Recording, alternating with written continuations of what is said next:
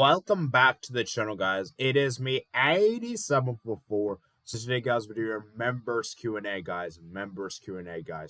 So before we even get onto your questions, guys, I do have some announcements to make. My first announcement is I do apologize for not getting 2 members videos out for you guys. My original plan was to get 2 members videos for you guys while I was on vacation. We all know what happened in Bangladesh, the chaos that ensued. By the way, check out the video on the second channel where I'll go into detail about that.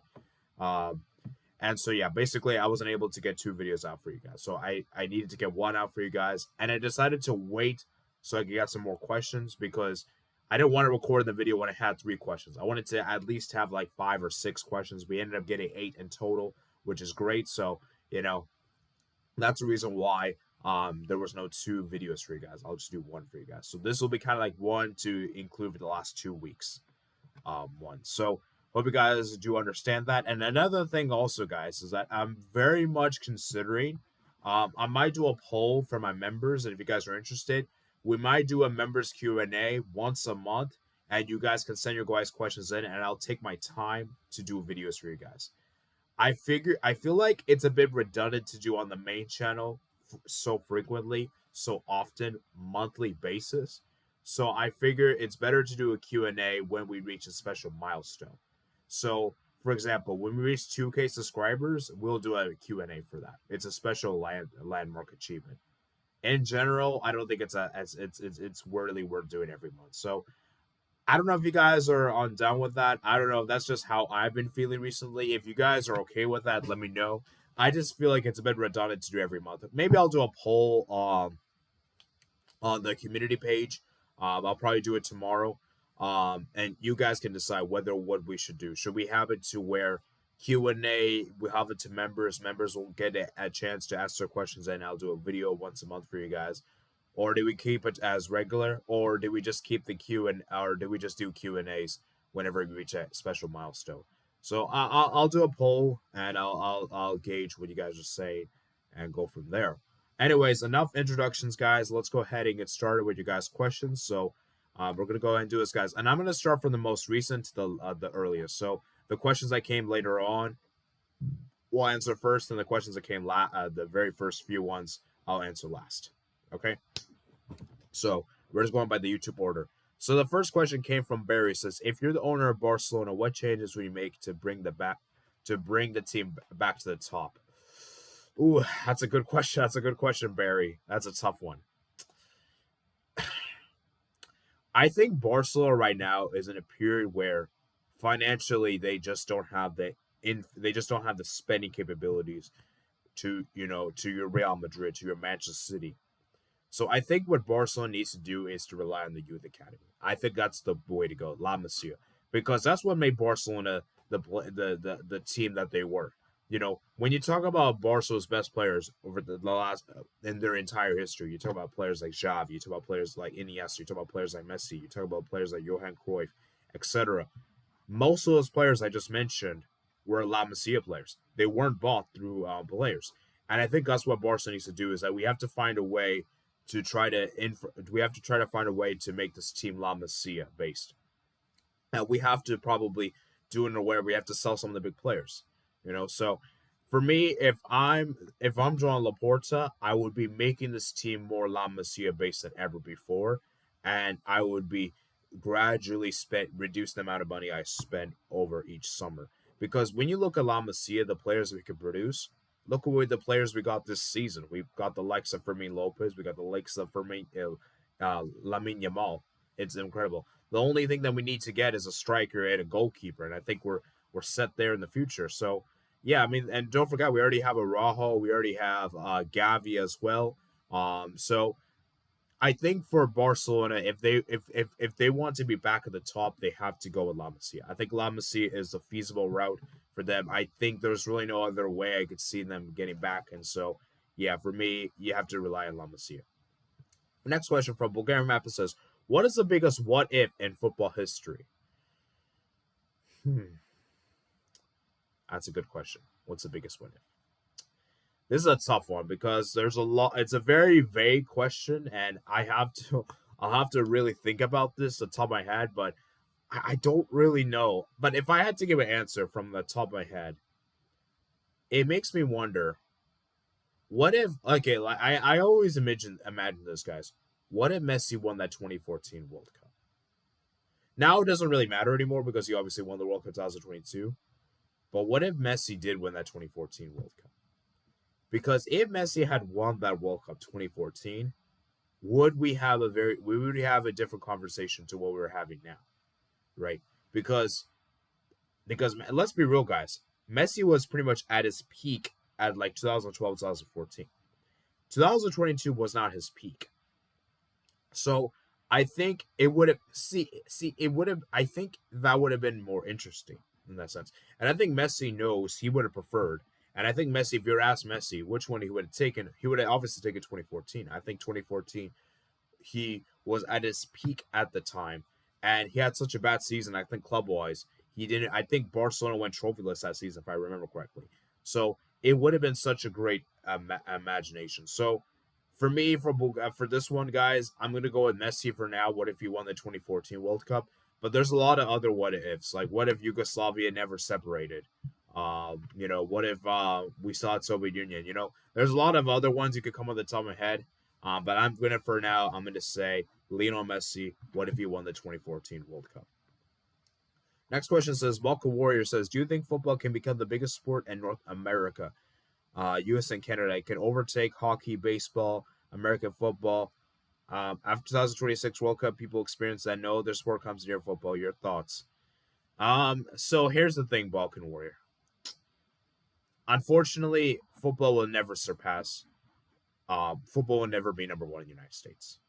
Now, I don't know about Canada. You'll have to let me know because obviously I was in Canada for a few years, but I know for a fact it will not be number one in the United States because the problem is it's not created by Americans. Americans just love their own things. It's just how Americans are. They're very, very much prideful, and they only really love stuff made by them. That's just how Americans are in general. Most Americans. Now, I'm not saying all Americans are like that. I'm not saying that. I'm not trying to generalize, but I'm just trying to say is that most Americans are like that, and that's a simple reality. So for me, Balkan Warrior, the only way I could see football becoming number one here is if USA somehow, and I mean somehow, wins the World Cup. Somehow wins the World Cup. If USA wins a World Cup here in the United States, then I think we could see something huge. Like I think football could become genuinely number one. But the chance of that happening is very slim. Like, let's be real, United States will never be like that. And as far as Canada, Canada is also very similar to United States from what I know. Although I will say I think Canada is taking their football more seriously than the United States is, which is actually concerning by the fact that Canada hired a great coach, Jesse Marsh, whereas we hired a bum coach like Berhalter. Now, thankfully, Berhalter is sacked, so, hopefully USA gets a serious coach. But you just already saw how Canada already making strides in football, and that there's a serious possibility that Canada might actually do better than the United States in the next World Cup, which, if that happens, would be absolutely disgraceful for the United States. That cannot happen. I repeat, if Canada goes further in a World Cup, the United States in 2026, it will be embarrassing. So for Canada, as I said, I think they're also kind of a similar trajectory as United States, but I think Canada is in a bit of a better position than the United States. I think Canada is in a more stable position than the United States because Canada, at least our football is more serious than the United States. So I think Canada's kind of in the same kind of trajectory there as well. Like I think they only really like stuff by football would never be number one in both the United States and Canada. If I'm being real, I don't think it'll ever be. It pains me to say this because I really do want it to be because you guys know how much of a football fan I am. But if I'm keeping it real and being honest with you guys, I just don't see it ever happening. So yeah, that's a good question, Balkan Warrior. Next question is from Sebastian AAK 1891 says, would it be good to get Olympics for more teams to qualify under 21 Euros to like 2014 format? And how do you think they'll do for the smaller nations? I'll be honest with you, Sebastian. I'm probably not the best person to answer this question because, quite frankly, I don't really follow the Olympics and under 21 Euros that extensively. I'm not that very knowledgeable. I know that it's when you're under 23s and everything like that, which is great. So I think for now, 16 is fine. I don't think it needs to be 24. I think 16 is fine. It's simple. it's easy to understand because I don't think the Olympics is as big as a senior one. I think a senior one is huge. So senior one you have to do 24. Whereas for the under 23s, I think 16 is fine. I think 16 is fine. Now, if we get more teams to compete seriously and take it to the next level, then maybe you can increase. But for right now, I don't think it needs to be increased. I think 16 is fine as it is. I don't think it is an issue. And in my opinion, I actually believe 16 is better than 24 because when you have 24 nations, you have to include the best third place teams. And I'm sorry to say, guys, I'm not a huge fan of the third place teams. I believe when you reward third place teams, you're rewarding mediocrity to advance. So, in my opinion, it should be kept to 16. So that's why that's just my opinion. But you never know, Matt. FIFA is going to increase things and all that. So I wouldn't be surprised we get to 24 teams in the future. But for right now, I think 16 is fine. And gradually, we're going to probably have 24 teams at some point, Sebastian. We're probably going to have some point. It's just a matter of when rather than if. Next question from Yoser says, what are the 5 biggest teams in Europe and South America, etc.? So he means like the 5 biggest teams in each continent. So that's a very interesting question. Now, there's another question that's actually kind of a similar to this one. So I guess it'll kind of blend over. But that one is with more of an overall. So this one is just like per region. So okay, let's start with North America since this is my federation. So North America, easily number 1 is Mexico. Mexico is number 1 without a doubt. I'd love to say United States number 1, but we're not number 1. We're number 2 because Mexico have achieved more World Cup progressions. They made it to round of 16 consistently.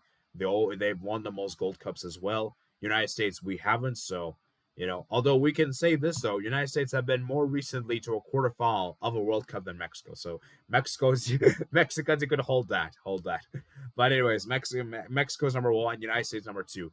Now, 3rd to 5th is where things get interesting because I feel like there's no clear, obvious one. This is kind of like where we're just going by. I actually would say Costa Rica is probably 3rd. I think Costa Rica has been very successful in the recent World Cup editions. You've seen they made the World Cups. And in fact, 2014 made a quarterfinal. So Costa Rica, for me, they always do well. So I'll say them 3rd. And the 4th and 5th is where it gets really tricky because this is where you're really having to go deep into this because these nations typically have like 1 or 2 World Cups in. So you could go with Honduras, you could go with Jamaica.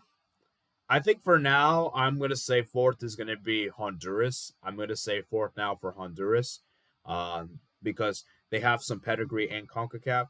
Not as nearly as much as the top 3, but I still say they have the 4th most pedigree. And then 5th, I'll say Jamaica. So I'll go with that top 5. Honorable mention to like El Salvador, Panama, I suppose. But yeah, I mean, I think it's these top 5. You can maybe put Panama above Jamaica if you really want. You could make that argument. I wouldn't be too opposed. But for right now, I'm going to say Jamaica over Panama, just because Jamaica, I feel like Jamaica have more heritage than Panama in CONCACAF. I feel like Panama have more heritage in the recency sense, but in terms of overall, I think Jamaica have far more. So I'm going to go Jamaica for me for 5th. But you could definitely put Panama. Panama, I think, is probably like 6th or 7th. Now we move on to let's save the 2 big ones for last. Let's go to Asia now. So Asia for me, number 1 is easily Japan, without doubt.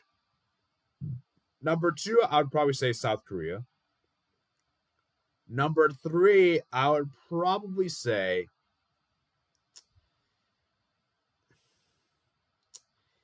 do you put Australia? See, it's weird with Australia because even though they're not AFC, they've done really well in the AFC. They managed to win an Asian Cup 2015. And Australia made consistently the World Cups. You could also throw in Saudi, Iran. Actually, you know what? I'm going to put Iran 3rd. Actually. I'll put 4th Saudi, and then I'll put 5th Australia. That's my top 5.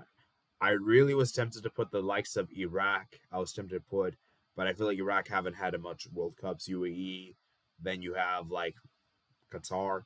Qatar is close. Honestly, I'm thinking about maybe putting Qatar 5th, but I'm going to go with Australia 5th for now just because Australia have consistently made the World Cups for AFC for a while now. Whereas Qatar, we haven't really seen them to do that. Now, if Qatar regularly qualifies for World Cups and continue to do well in the Asian Cup, then I'll probably have to put them at 5th at some point.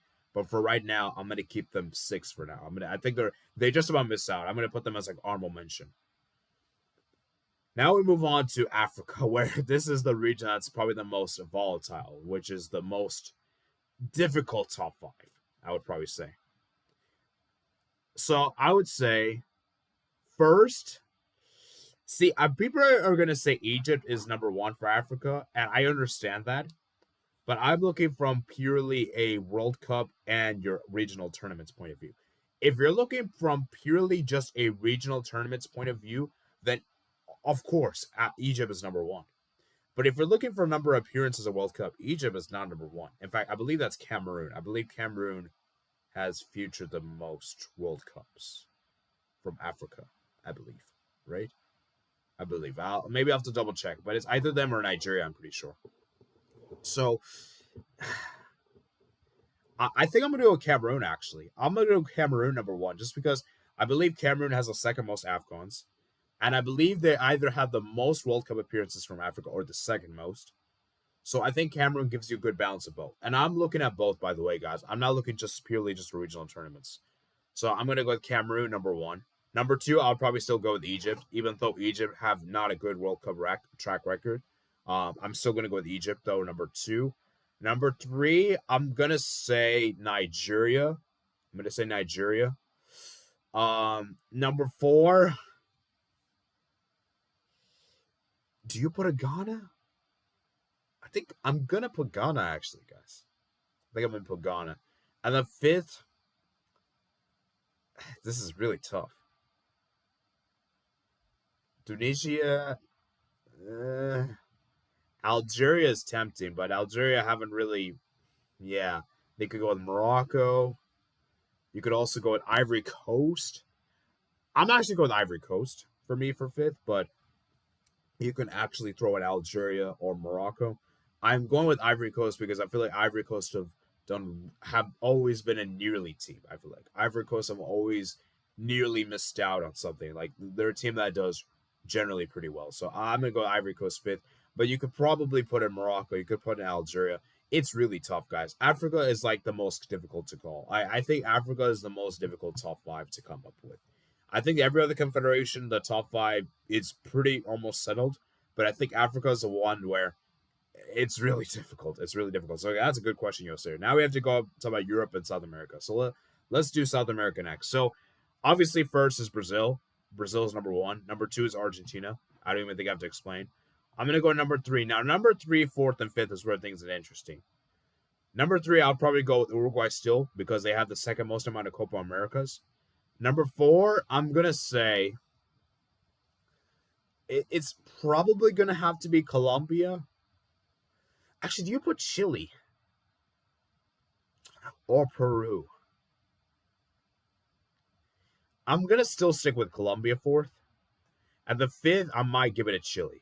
I think I'll put Chile 5th. I was tempted to maybe go with Peru, Paraguay even, but I'm going to go with Chile just because Chile have done... Actually, do you go Chile? This is tough. I'm going to stick with Chile. I think I'm going to stick with Chile. But you could definitely make an argument for Peru. You can make an argument for, Peru, I would say. Paraguay, potentially. I think that's pretty much about it. I don't see any other two. So I think really Peru is probably the only one I could maybe say that's like, honorable mention. And then Europe, number 1 for me, I'm going to go with Germany. Number 2, I'm going to go with Italy. I think that's pretty self-explanatory. Number 3, I'm going to go with France. Number 4, I'm going to go with Spain. And number 5, I'm actually going with Netherlands. I don't have England in my top 5. You can't be in the top 5 for Europe when you only have 1 trophy. I know people are going to tell me Netherlands also have 1 trophy, but at least Netherlands have made multiple finals and made 3 World Cup finals. England have only made 1 World Cup final and 2 Euro finals. So I think Netherlands, for me, has been a much better team than England throughout history. That might be a controversial take, but I believe so. Okay, next question we have here from Matt. That was a great question, Yosir. That was a really good question. Next question from Matt says, "What should be the World Cup 2026 expectations be for the host?" It's all 15 teams, and for any others you'd like to discuss about. Okay, that's a lot of teams, Matt. That's a lot of teams. So I'm gonna look at the FIFA rankings. That's gonna give me a good barometer. We're gonna be using the current FIFA rankings, by the way, guys. So I know FIFA rankings isn't the best way to determine what are the best teams, but it's like a universal way. So let's do this. So Matt, I'm not gonna go into the other. I think 16 is enough. I think 16 is enough. So I'm not gonna go discuss more about 16. So, but yeah, so let's give like early expectations, I suppose. So United States, my expectation for United States is to make the quarterfinals. That should be the bare minimum for United. Well, that should be that's my expectation. The bare minimum for United States should really be round of 32. But round of 16, really, honestly, in my opinion. Like, getting out of the group stage isn't enough. Remember, guys, we have another round to include, round of 32 now. Argentina, for me, I would say if they make at least the quarterfinals, is great for them. They can honestly do back-to-back. Would I fancy them to do so? Probably not, but they at least should make the quarterfinals. France, I expect semis. I expect France semifinals. Spain, I expect quarterfinals. England, I expect quarterfinals. Brazil. Brazil's tricky. I have a feeling that Brazil will actually be great 2026. I have a feeling that Brazil will be a lot better 2026 than what we expect now. But for Brazil, I would still say minimum should be quarterfinals. Belgium, for me, I don't have much expectation for Belgium. Honestly, I'm gonna go around at 32. I don't see them doing much. Netherlands, for me, I'm gonna maybe say. See, Netherlands is a weird one. Is that I feel like when they get so much hype, they flop. But when you don't hype them, they do really well. So I think Netherlands, I'm gonna say quarterfinals. I think quarterfinals is reasonable. I think they should be able to do that. Portugal, for me, definitely quarters. They should be they should be making at least quarterfinals. Colombia, I would say make quarterfinals. Colombia have to make at least quarterfinals. Italy, for me, I'm sorry, round of 32. I don't have much faith on Italy. Uruguay, I'm going to say quarterfinals as well. Croatia, I'm not sure what to expect with Croatia. I'm not sure what to expect. I'm going to say for Croatia right now, I'm probably going to expect them to at least get out of the group, but not much more. Germany, for me, I would expect at least around a 16. Morocco's a weird one, is that they did so well the last World Cup. Now, can they repeat their success? I don't think so. I think Morocco is like around a 16 exit, potentially around a 32. Switzerland. Now, Switzerland could be surprising, guys. I think Switzerland could definitely surprise people in the next World Cup. I think Switzerland, for me, could maybe make a semifinal. There, what I say. I know it seems like a crazy take, but I genuinely believe. Because, like, let's be real, guys. The level of Europe isn't at. Is this one of the worst levels of Europe we have seen in a while? We can make an argument. And yeah, we talked about the United States. So, really, guys, I'm looking at favorites of the next World Cup. I would say the favorites are France. Spain is definitely a favorite after they won the Euros. Argentina as well. So, I would say these are probably your top three favorites: Argentina, France, and Spain. For the next World Cup. And then maybe you could throw in as a fourth pick if you really want. Maybe you could throw in Brazil potentially. You could even throw in Colombia. But really, I think it's these three. I think these three are the prime favorites. I think these three are the prime favorites for the next World Cup. And I expect two of those three to at least make the semifinals. But as we all know, guys, football is a very unpredictable sport. And anything can happen. So don't be surprised if like one or zero of the three teams make the semifinals. It can happen. Remember, I'm looking at it from 2024, so the World Cup's going to take place 2026. All right, next question we got here from Adam says, Euros versus Copa America combined 11. Okay, this will be interesting. So we're going to do a combined 11 for both tournaments. Okay. Combined 11. So let's do this, guys. So I'm gonna go with Emi Martinez. I think Emi Martinez was the best keeper. He had the most clean sheets in Copa America. So I'm gonna go with Emi Martinez. For sure. Left back, I'm gonna go Cucurella. I think he had a great tournament. for Spain, so I'm going to go with Cucurella. You could also go maybe throw in the Venezuela left back, but I think Cucurella is more impactful. Right back, I'm going to go with, right back. Is it Munoz? See, I want to go with Munoz, but after what he did against Uruguay, such a stupid decision, man. For the Euros, the right back. I think we picked Carvajal. I believe Carvajal. I'm gonna go Carvajal. Actually, I'm gonna go Carvajal. I'm gonna go Carvajal for this one. And the center backs, I'm pretty settled with this one. It's Romero and Lozano Martinez. This was by far the best center back partnership. I think these two were amazing. In fact, I believe I read a stat that Lozano Martinez and Romero haven't conceded a goal together. So, yeah, I feel like for me, you have to include those two. Argen's backline is really strong, guys. You have to include Argen's backline and Spain as well. So, I think that's a good backline. CDM for me, CDM definitely without doubt is Rodri. Rodri for sure is going to be my midfield. Then you got to throw in DePaul. I think DePaul has been amazing. And then you got to throw in the other center mid. I'm going to actually go with Fabian Ruiz. I think Fabian Ruiz has been fantastic for this one. I think you got to put Fabian Ruiz. And you could also maybe throw in Kobe Mainu if you want, but I really feel like I really do feel like you got to put Fabian Ruiz. He had a fantastic tournament for Spain. Striker without doubt is going to be Lautaro. I mean, top scorer, 5 goals. You got to put him in. The right wing is going to be Lamine Yamal. Unfortunately, his website probably still doesn't have him. Let me just check if they added him. Nope, they still haven't added him. So just pretend, Yamal is there in the right wing. On the left wing, I'll probably go with Nico Williams. I think he had a great tournament with Spain. And yeah, so I'm going to go with Nico Williams. Oh, I just realized I don't have James Rodriguez. Okay, you know what? I'm sorry, Fabian Ruiz. I have to take James Rodriguez. I have to put James Rodriguez. I have to put James Rodriguez in the 11. And I'm going to take Fabian Ruiz off. I'm taking Fabian Ruiz off. I'm sorry, Fabian Ruiz. I respect you. Had a great Copa America. Sorry, Euros. But I have to put James Rodriguez. The guy got the most assists in the Copa America, for crying out loud.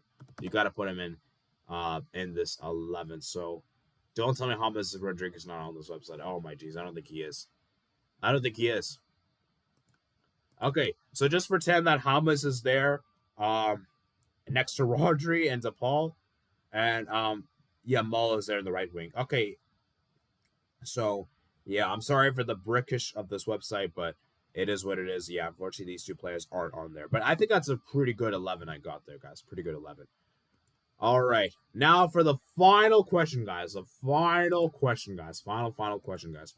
So, I don't know why my thing isn't zooming in, so let me see if I can get that up. I think I have to do this. There we go. Okay. So, the final question we got here, it is, what are the top 5 biggest national teams of all time? Okay, this is a good question, guys. So, this kind of blended in with the Europe and South America as Yosera asked. But now we're going to do overall. So, guys, I'm not going to have any nations from Asia, Africa, North America on this top 5, and no Oceania. Number 1 for me is Brazil. I think Brazil for me is number 1 because of the amount of trophies they accumulated, both the World Cup and Copa Americas. And even though they have the third most amount of Copa Americas, they have the most World Cups. And when you look at Brazil players in general, Brazil is just so flashy. They always have a flashy player every single generation. Sure, this generation right now is pretty washed, if you keep thinking about it. But I still think Brazil for me is number 1. Brazil is number 1 for me without doubt. So I'm going to go Brazil. I actually will Germany number 2 because Germany have always been very consistent as a team. They always play so well as a team. They're so well organized. And I think Germany, for me, I believe that the second most World Cups, them alongside with another nation, which we're going to do a little later. So I'm going to go Germany for me number 2. They just been so amazing as a team. They have the second most amount of Euros as well. So I think Germany for me, number 2 is self-explanatory. Now, number 3, guys, I actually have a hot take here, guys. And I have a hot take, guys. Some of you guys might be surprised I'm even saying this. I'm actually going with Argentina 3rd for this one. Because I know people are going to tell me, oh, look, Argentina have less World Cups than this country. Well, the reason why I'm going with this is because Argentina, for me, they've always been good. They just haven't been able to win trophies. This other country, on the other hand, have been a laughing stock for majority of the 21st century. Have been a laughing stock. And we look at the Argentina, the fact they won the 16 Copa Americas and most Copa Americas in their history, back to back as well. They also won a World Cup as well in this century. They also made a World Cup final as well, 2 World Cup finals, and several Copa America finals. I think Argentina for me number 3 is fair enough. Now, if you're going by if you're going by 1900s, oh then yeah, I'd probably pick the other nation as third.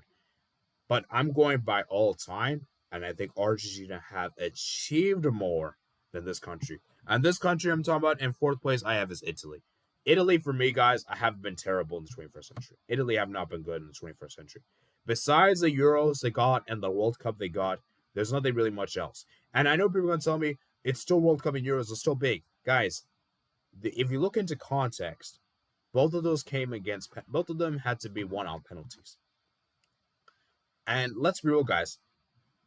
That Euros one, it was good and all, but they didn't qualify for the next 2. They didn't qualify for 2 World Cups in between. And that 2006 one was great, but it also makes me wonder, would they have won the World Cup if Zidane didn't do the headbutt?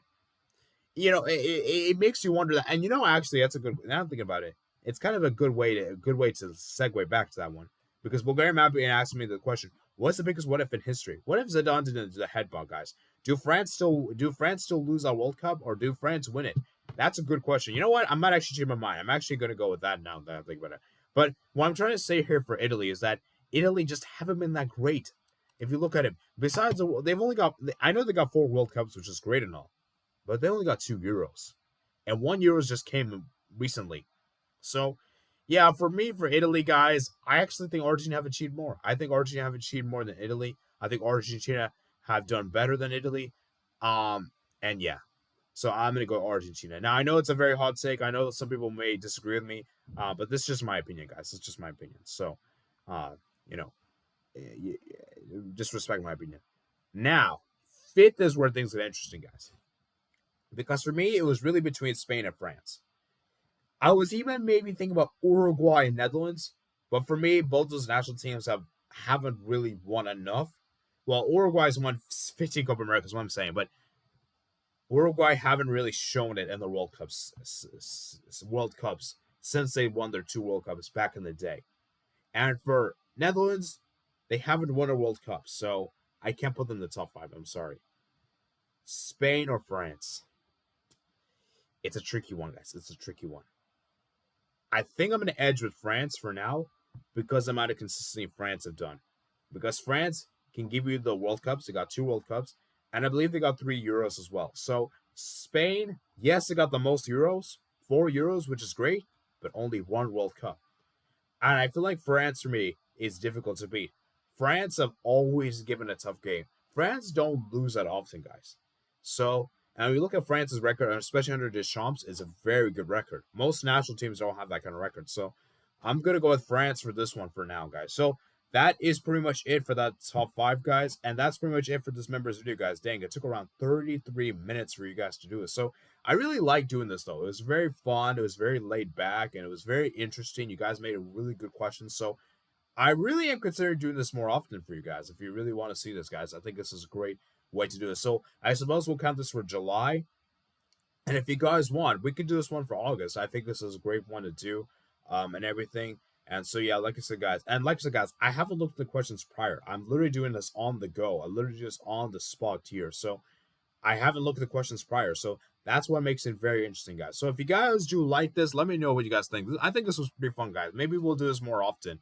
Maybe we'll do once a month or like twice a month or something. So if you guys want to see this, let me know in the comments, guys, because as you guys are members, I want to value you guys members. You guys, I'm going to give you guys the freedom to decide whether you guys want to see this or not. So if you guys did enjoy, let me know what you guys think in the comments below. Please remember to like and subscribe. And yeah, I'll see you guys later, man. Peace out.